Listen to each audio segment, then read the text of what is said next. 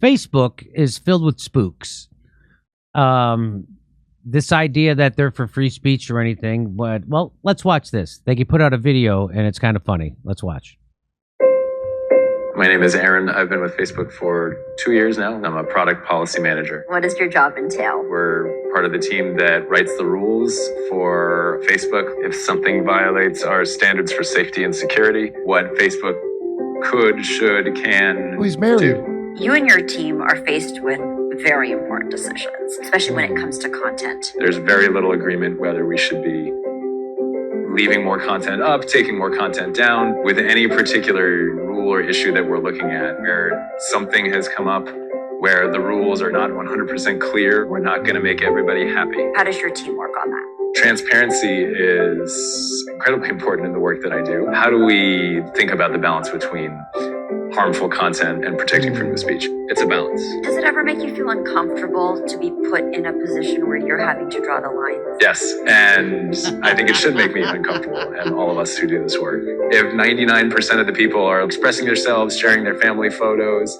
exchanging ideas, and 0.001% are encouraging violence or spreading harmful content, that can ruin the thing for everybody. These decisions can have real effects on people. We're developing rules and policies without regulation. We're really navigating that space as best we can. Why would updating regulations help you? Regulation can help us better define what is acceptable and what's not. I think a standardized approach would help platforms all across the board actually give us guidelines where right now there's very few. Technology has changed so quickly, we need the legislative and regulatory space to catch up. Regulation can help us better define what the bounds of those rules should be.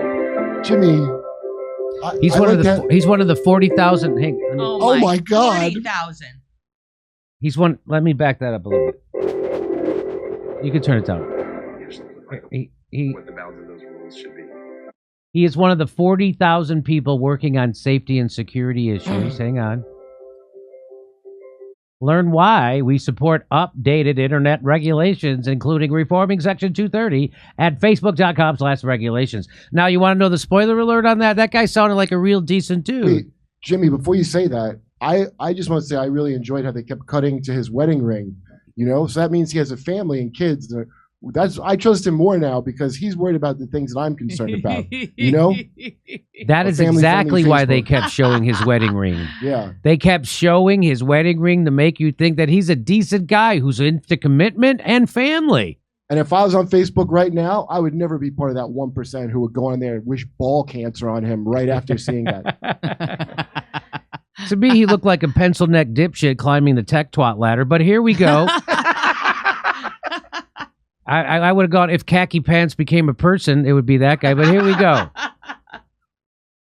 I definitely wouldn't call him a craven corporate tool at best. But here we go.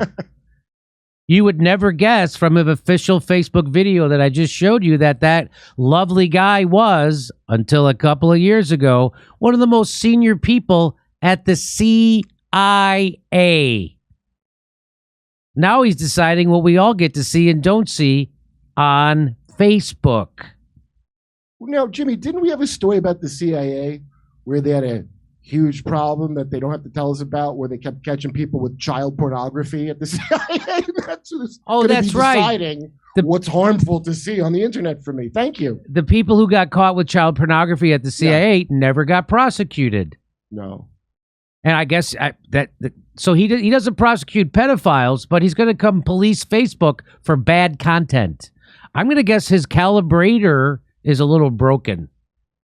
Let's move on. Here's the article that Alex McLeod wrote about. He said, meet the ex-CIA agents deciding Facebook's content policy. Aaron, that guy you just saw, he's CIA.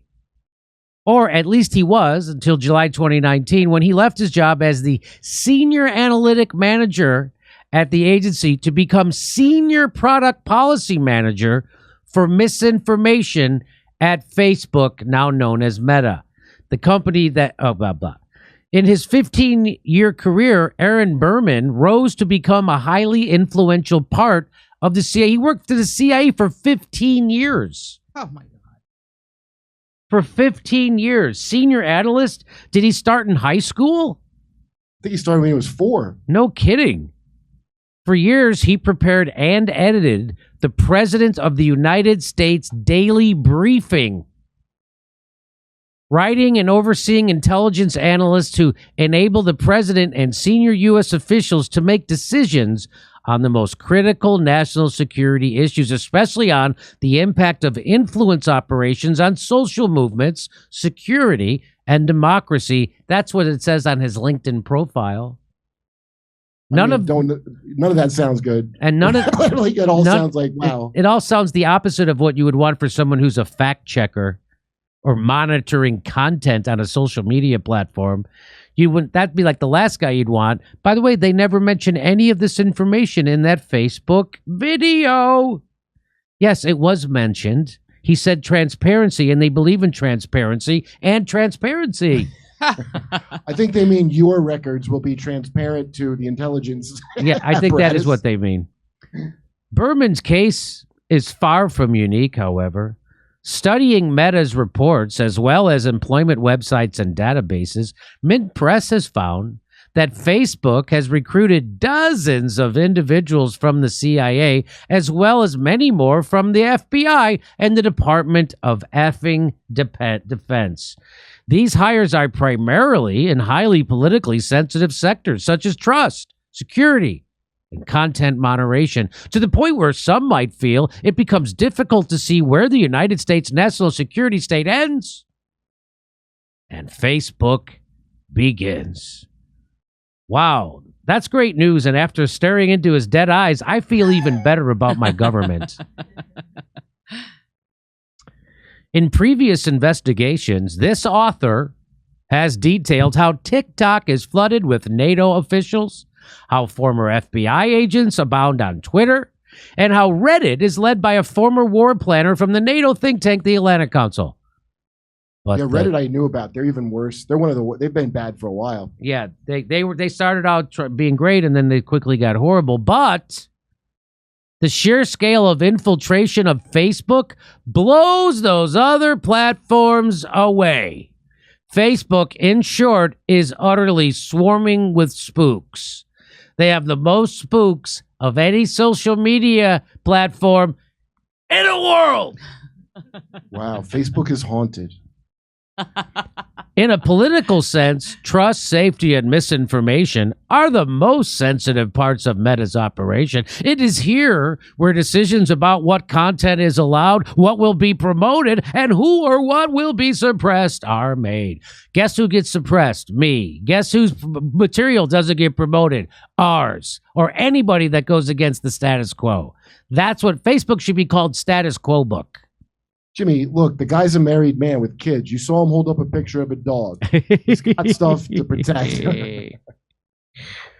These decisions affect what news and information billions of people across the world see every day. Therefore, those in charge of the algorithms hold far more power and influence over the public sphere than even editors at the largest news outlets. So Facebook, more people get their news from Facebook. They get their news from the New York Times or the LA Times or the Chicago Tribune.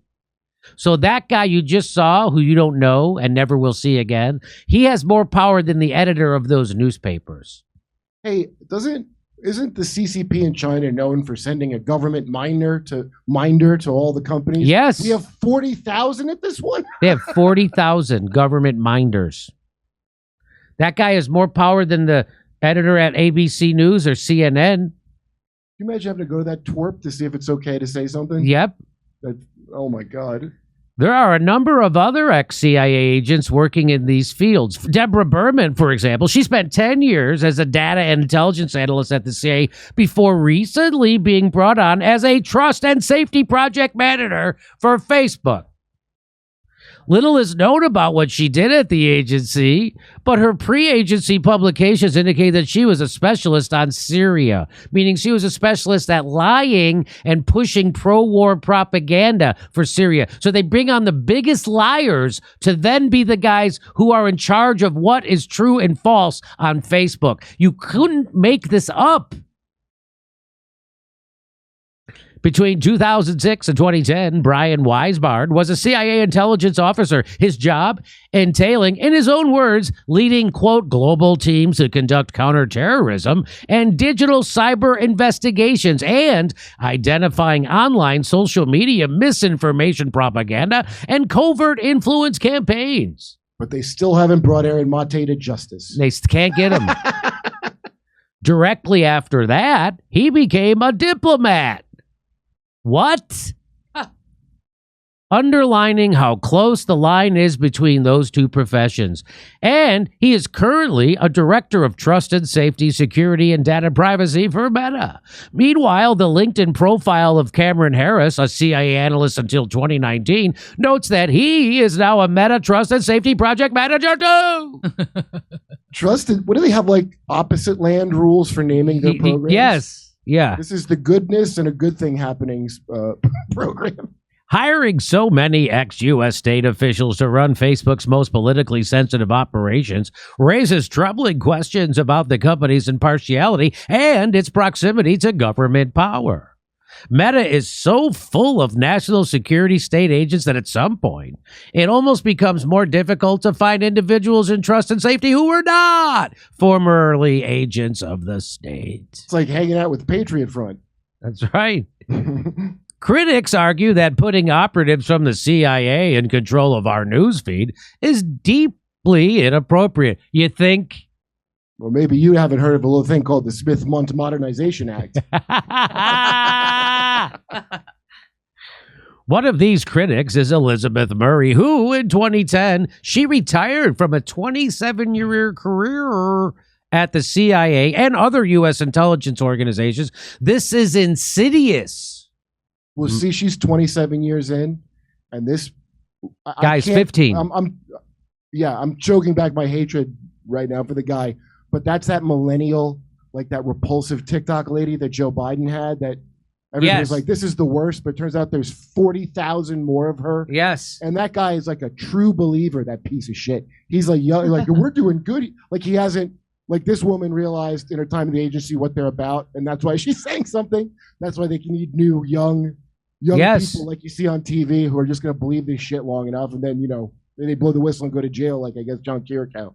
So somebody who was there 27 years and left can say it's insidious, but somebody's only there 15 years and still on his way up can't say that. I see it as part of a gradual and sinister migration of ambitious young professionals originally trained with CIA's virtually unlimited U.S. taxpayer-funded pot of resources to surveil. They were trained to surveil and target the bad guys during the so-called global war on terror of the post-9/11 era.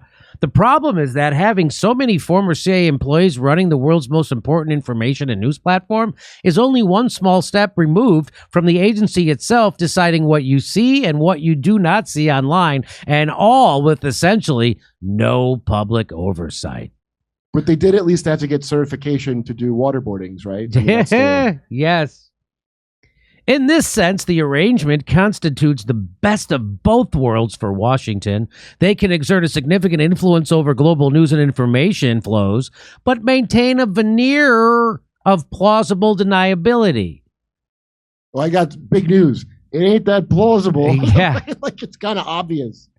The U.S. government does not need to directly tell Facebook what policies it needs to enact. This is because the people in decision-making positions are inordinately those who rose through the ranks of the national security state beforehand, meaning their outlooks already matches the outlook of Washington. You don't get to be the head guy who writes the president's daily briefing from the CIA if you are an outside-the-box thinker going against the establishment there. No, you are that. That's why you get that job. And so that's why he was the guy who wrote the thing for the intelligence briefing for the president every day. And now he's doing this at Facebook. That is unbelievably dangerous. It's not only dangerous. I couldn't wish more monkeypox on the inside of his dick hole right now. And if Facebook doesn't play ball, quiet threats about regulation or breaking up the company's enormous monopoly can also achieve the desire. So when the government wants you to censor, you better censor, or they're going to come at you with some regulations. Sounds like China. China, 45 years ago, Legendary journalist Carl Bernstein released an investigation documenting how the CIA had managed to infiltrate U.S. and global media. It was called Operation Mockingbird. So the CIA used to infiltrate the newsrooms and then do propaganda, so we didn't know what was really going on. But now they don't have to do that anymore because they hire them on air. They just bring the head of the CIA on air to do propaganda. They don't have to. The CIA guy doesn't have to give a bribe to the journalist and then have him write the thing and then that. No, they just cut out the middleman. The CIA, Operation Mocking Twerp, I believe is called. Yeah, Mocking Twerp. The CIA had placed hundreds of agents into newsrooms and had convinced hundreds more reporters to collaborate with them. Patriots all.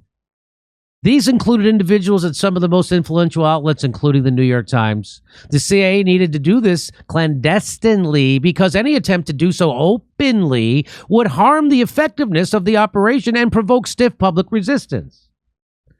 But by 2015, there was barely a murmur of disapproval when Reuters announced that it was hiring 33-year veteran of the CIA manager and director Dawn Shikali as a global director, even when the company announced that her primary responsibility was to advance Thomson Reuters' ability to meet with disparate needs of the U.S. government. She was still, nobody cares. Facebook, however, is vastly more influential than the New York Times or Reuters because the Facebook reaches billions of people daily. Reuters and New York Times does not. And the CIA is sick of them, and they're moving on to the people who count. Yeah, they got rid of. That's right. In that sense, it stands to reason that it would be a prime target of any intelligence organization. It has become so big and ubiquitous that many consider it a de facto public commons and believe it should no longer be treated as a private company. I'm one of those people that thinks Facebook and Meta and Twitter and YouTube should be treated as a public utility. Well, they are now. I didn't know that they literally are because you got the government inside controlling it. They made it that. Considering who's making many of the decisions on the platform, that distinction between public and private entities is even more blurry than many presume. And now you know the rest of the story about Facebook, censorship, and the partnership between the security state and social media. Man, Alan, I like that guy, Alan, too. He came Alan McLeod? He's going to lose his Venmo now. They already got his PayPal. No kidding. For his we talked about this a long time ago. He was for some Ukraine thing. Remember, he was the guy that took his PayPal. He's a straight up good guy, though. I had him on. He's he's. We should have him on this show. Malcolm, write it down. Let's have Alex McLeod on the show. Alan. I think I wrote Alex on thing. I'd rather have Alex. Yeah, I was thinking that too. Yeah. Get them both. See both are available. Sacramento, back here in Los Angeles, Bakersfield, Indianapolis, Louisville, Cincinnati, Tulsa, Oklahoma City. Go to jimmydorecomedy.com for a link for all the tickets for all our shows.